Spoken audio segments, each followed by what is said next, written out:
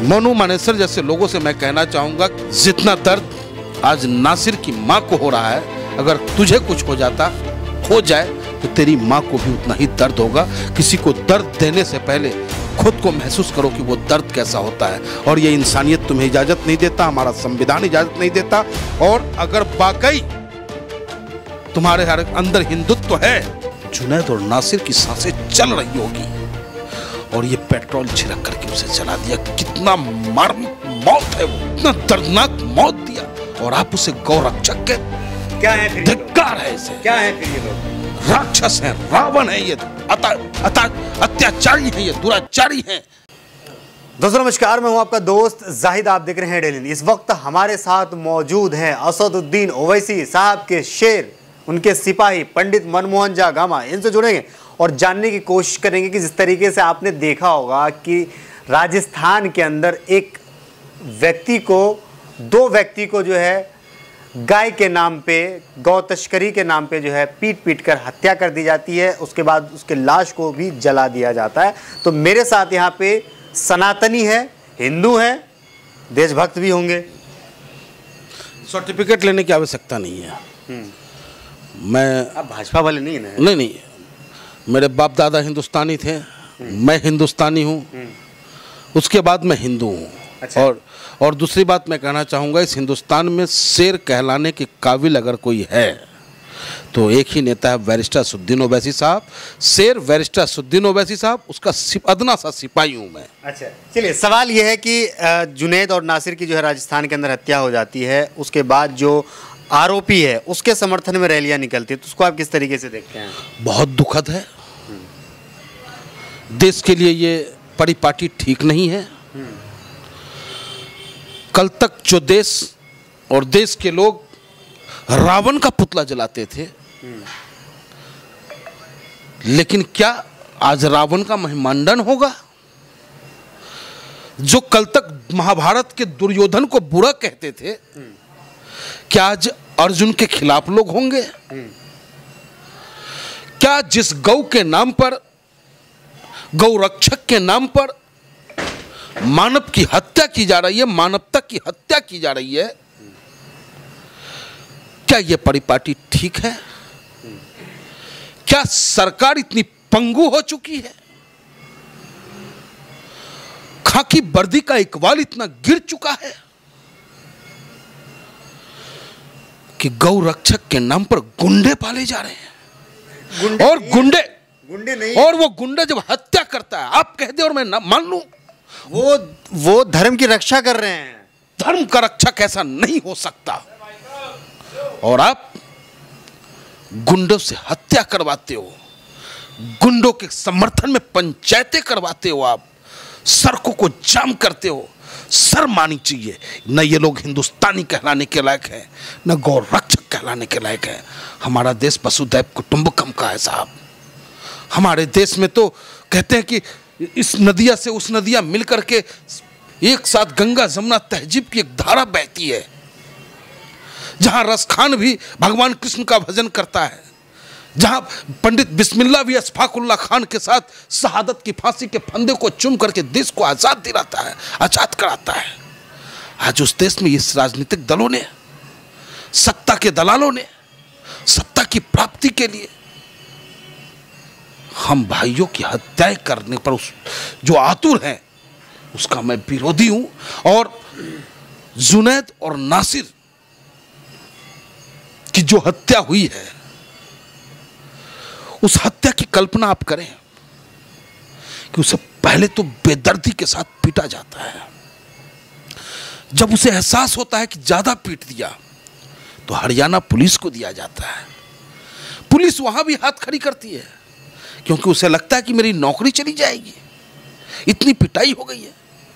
और निश्चित रूप से जुनैद और नासिर की सांसें चल रही होगी, और ये पेट्रोल छिड़क करके उसे जला दिया। कितना मौत है वो, कितना दर्दनाक मौत दिया, और आप उसे गौ रक्षक कहते हैं।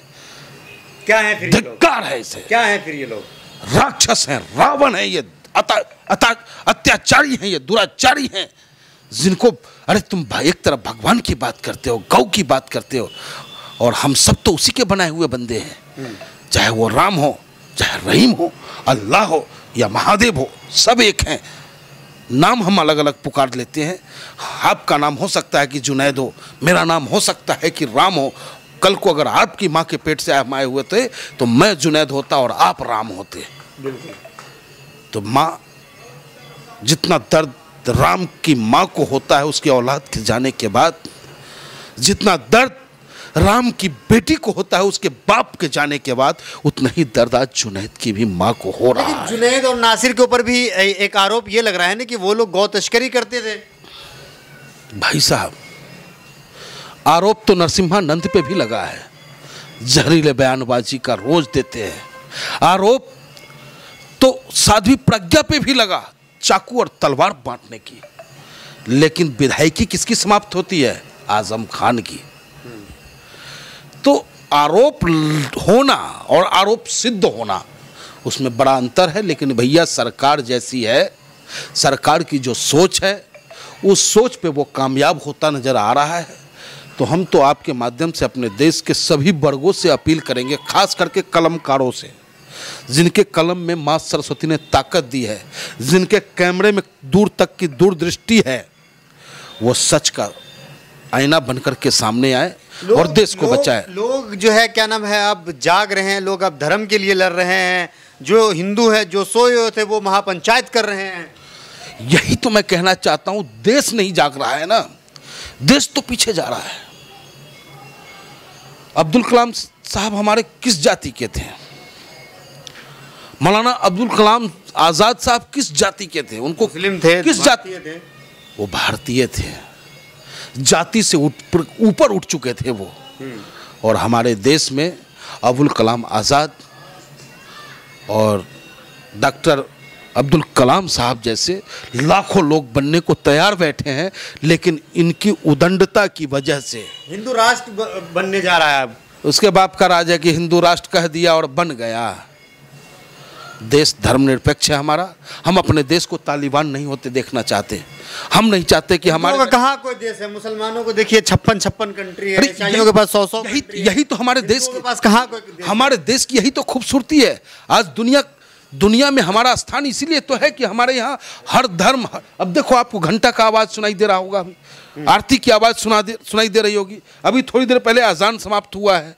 तो ये हमारे देश की खूबसूरती है। और जब अजान कान में पड़े, घंटा बजे और गुरुद्वारा से गुरबानी हो और चारों तरफ चेहरा मुस्कुराता हुआ हो, एक दूसरे को देख करके सलाम वालेकुम, राम राम, सत श्री अकाल करते हो, तो कितनी खूबसूरती होती है। और ये लोग इस खूबसूरती को नजर लगाना चाहते हैं। कह रहे हैं कि मदरसा बंद करवा देंगे, इस तरीके की बातें हो रही हैं। आप लोग ये जहरीली बयान देना इनकी फितरत में है। हम और आप इनकी जहरीली बयानों पे ध्यान ना दे।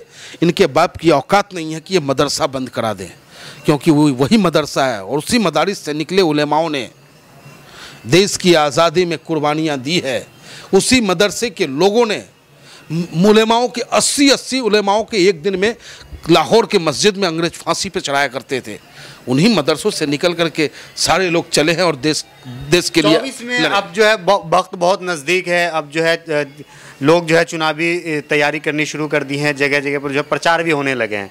तो क्या लग रहा है कि जो ये माहौल चल रहा है देश में, इससे चुनाव पे क्या असर पड़ेगा? देखिए, ये सारा माहौल ही चुनाव के लिए बनाया जा रहा है। ये सारे के सारे माहौल सिर्फ चुनाव को टारगेट में रखकर बनाया जा रहा है, क्योंकि सरकार के पास जनता के बीच जाकर अपनी उपलब्धि गिनाने को कुछ नहीं है। आज होली जैसा त्यौहार आ रहा है, 50 रुपये फिर सिलेंडर पे बढ़ा। हम होली कैसे मनाएंगे भैया हिंदू भाई? तो अब ये समझाएगा कैसे? अरे रमजान को लेकर टाइट न कर दिए हैं। अरे रमजान को तो टाइट बाद में करना, पहले तो होली तो तू बेरंग कर दिया। रंगों की होली को बेरंग होली बना दिया। नौजवान रोजगार के लिए तरस रहा है। जिनके पास रोजगार था वो चौपट हो चुका। न 2 करोड़ रोजगार मिल पाया, न महंगाई खत्म हो पाई। तो जनता को ये सीधा कहेंगे महंगाई की बात मत करो, मंदिर बना रहा हूँ। अच्छा, महंगाई की बात, बेरोजगारी की बात मत करो। देखो मनेसर जैसा लड़का पैदा कर रहा हूँ, बेरोजगारी की जब बात होगी तो मौनी मनसर का नाम लिया जाएगा और लोगों को डाइवर्ट किया जाएगा और उसको हिंदू मुस्लिम पे चुनाव कराने का प्रयास करेंगे। मोनू मानेसर को क्या कहना चाहेंगे ऐसे लोग जो हत्या कर देते हैं? मौनी मानेसर जैसे लोगों से मैं कहना चाहूंगा कि मेरे भाई, तू भी किसी माँ के पेट से आया है। जितना दर्द आज नासिर की माँ को हो रहा है, अगर तुझे कुछ हो जाए तो तेरी माँ को भी उतना ही दर्द होगा। किसी को दर्द देने से पहले खुद को महसूस करो कि वो दर्द कैसा होता है, और ये इंसानियत तुम्हें इजाज़त नहीं देता, हमारा संविधान इजाज़त नहीं देता। और अगर वाकई तुम्हारे हर अंदर हिंदुत्व है तो मानव की सेवा कर, मानव से नफरत मत कर। और मोनू मानेसर जैसे लोगों पर ये सरकार पाबंदी लगाई, ये हमारी मांग है। अच्छा, किस तरीके की सजा मांगते हैं आप?